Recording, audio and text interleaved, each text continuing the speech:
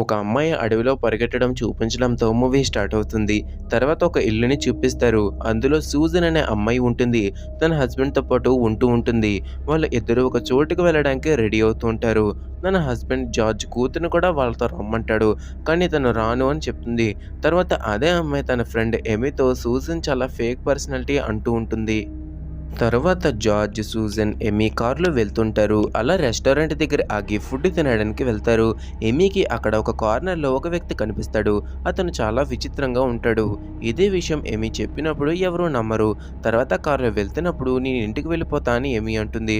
కానీ జార్జ్ మనం ఫస్ట్ హౌస్‌ని చూడాలి అని అంటాడు. మొత్తానికి ఇంటి దగ్గరికి వెళ్తారు. అక్కడ హౌస్ ఫర్ సేల్ అని బోర్డు ఉంటుంది. ఓనర్ కూడా ఆ బోర్డు మీద ప్రింట్ చేసి ఉంటాడు తన ఫోటో. ఎమీ ఆ ఫోటోని చూసి నేను రెస్టారెంట్‌లో చూసిన వ్యక్తి ఇతనే అంటుంది. కానీ ఎవరో సీరియస్‌గా తీసుకోరు. ఇంటికి వెళ్లి చూస్తే ఎవ్వరు కూడా ఉండరు. అక్కడ ఉన్న స్పీకర్ నుండి వెల్కమ్ అనే సౌండ్ వస్తుంది. హౌస్‌ని చూసుకోండి, ఫీల్ ఫ్రీ టు మూవ్ అని, అలాగే హౌస్ గురించి కూడా తెలుసుకోవడానికి స్పీకర్ పైన బటన్ ప్రెస్ చేయండి అని వాయిస్ వస్తూ ఉంటుంది. కొంతసేపట్లో ఇంకో జీప్ వస్తుంది. అందులో నుండి ఇంకో ఫ్యామిలీ దిగుతుంది. వాళ్ళు కూడా హౌస్ చూడడానికి వచ్చి ఉంటారు. రెండు ఫ్యామిలీస్ కూడా మీట్ అవుతాయి.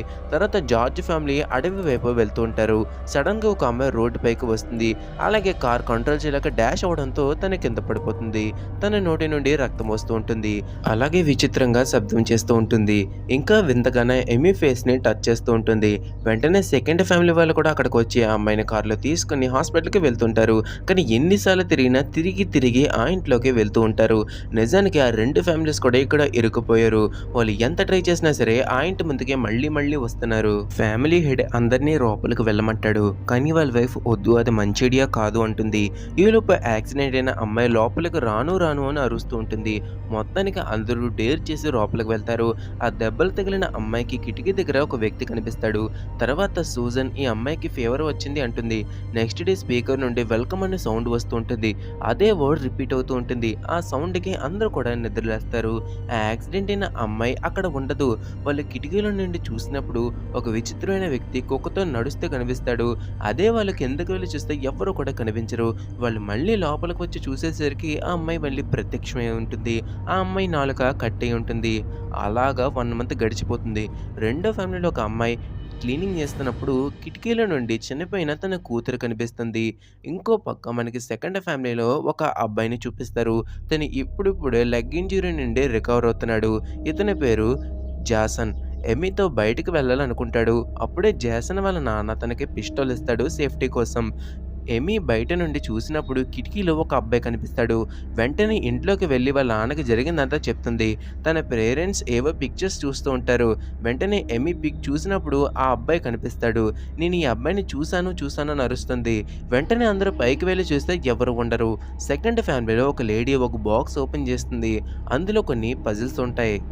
వాటిని సాల్వ్ చేయాలని చూస్తుంది. కానీ ఈలోపు వెనక నుండి తన చనిపోయిన కూతురు పిలుస్తుంది. తను బాగా ఎమోషనల్ అయిపోతుంది. నేను ఇక్కడ ఉండలేనమ్మా అని తన కూతురు అంటుంది. చెవిలో ఏదో చెప్తుంది. పక్కన యాక్సిడెంట్ అయిన అమ్మాయి ఇదంతా కూడా చూస్తూ ఉంటుంది. నిజానికి అక్కడ ఎవరు కూడా లేరు. నెక్స్ట్ సీన్లో ఫారెస్ట్ని చూపిస్తారు. డిన్నర్ టైం అయి ఉంటుంది. సూజన్ సెకండ్ ఫ్యామిలీ లేడీతో నీకు ఇదంతా ముందే తెలుసు కదా, మాకు ఎందుకు చెప్పలేదని అంటుంది. నాకేం తెలియలేదని అన్నా సరే సూజన్ లిమిట్ దాటి రూడ్గా మాట్లాడడంతో తన హట్ అయ్యి బయటికి వెళ్ళిపోతుంది. బయట తన కూతురు మళ్ళీ కనిపిస్తుంది. మళ్ళీ తన చెవిలో ఏదో చెప్తుంది. నెక్స్ట్ సీన్లో సూజన్ కలలో తన హస్బెండ్ జార్జ్ కనిపిస్తాడు. తను చాలా క్రూయల్గా ఎవరినో చంపుతూ ఉంటాడు. ఈలోపు మళ్ళీ తన రూమ్లో చైర్లో ఎవరో కూర్చుని ఉంటారు. లేచి చూస్తే అక్కడ ఎవరో కూడా ఉండరు. తన హస్బెండ్ని చూసి నువ్వు ఇలా చేయకూడదు అంటుంది.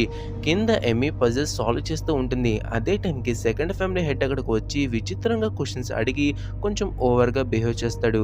ఎమీ ఫాదర్ ఏమీ కాదు అని ధైర్యం చెప్తాడు. నెక్స్ట్ సీన్లో ఎమీ, సూజన్, జార్జ్ ఫారెస్ట్కి వెళ్తారు. వెంటనే జేసన్ ఫాదర్ అక్కడికి వచ్చి మీరు పారిపోవడానికి ట్రై చేస్తున్నారా, మాకు చెప్పకుండా ఎందుకలా వెళ్తున్నారని ఓవర్గా బిహేవ్ చేస్తాడు. చంపేస్తాడు. అలాంటిది ఏమీ లేదని జార్జ్ అంటాడు.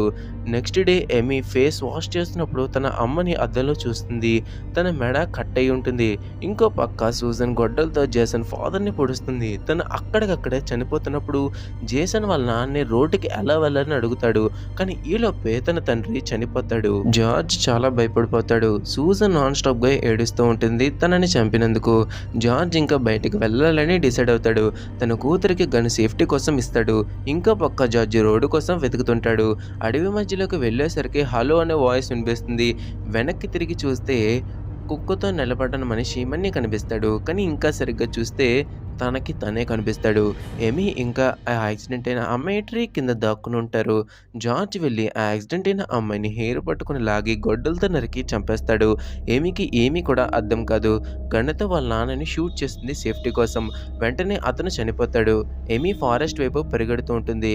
కారు కనిపించిన వెంటనే తను కింద స్పృహ తప్పి పడిపోతుంది. కారులో ఉన్న మనుషులు తనని కారులో ఎక్కిస్తారు. తన పాకెట్‌లో పజిల్ పీసెస్ ఉంటాయి.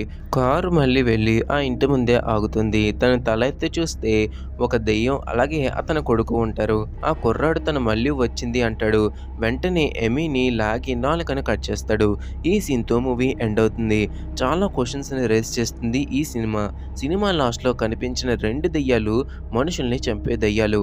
బాడీల్ని ఆవహించి మెంటల్‌గా టార్చర్ చేస్తాయి. ఇదంతా కూడా ఒక రిపీటింగ్ లూప్ అని చెప్పుకోవాలి. ఎమీ నాలుక కట్ చేసినట్టు చూపించారు. అంటే ఇప్పుడు తను కూడా వీళ్ళకి అయినట్టు యాక్సిడెంట్ అయిన అమ్మాయిలాగా వేరొకరి స్టోరీలో తిని కూడా అవ్వబోతుందని హింట్ ఇచ్చారు. సో మనకి లాస్ట్‌లో ఎమీ కూడా చనిపోతుందని మనకి క్లియర్‌గా అర్థమవుతుంది.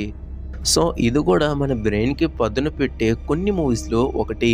సో ఇది రాంగ్ హౌస్ మూవీ యొక్క ఎక్స్‌ప్లనేషన్. నా ఎక్స్‌ప్లనేషన్ మీకు నచ్చినట్టయితే లైక్ చేయండి, షేర్ చేయండి. ఇంకొన్ని మూవీ ఎక్స్‌ప్లనేషన్స్ కోసం మన ఫిల్మోకే ఛానెల్‌ని సబ్స్క్రైబ్ చేసుకోవడం మాత్రం మర్చిపోకండి.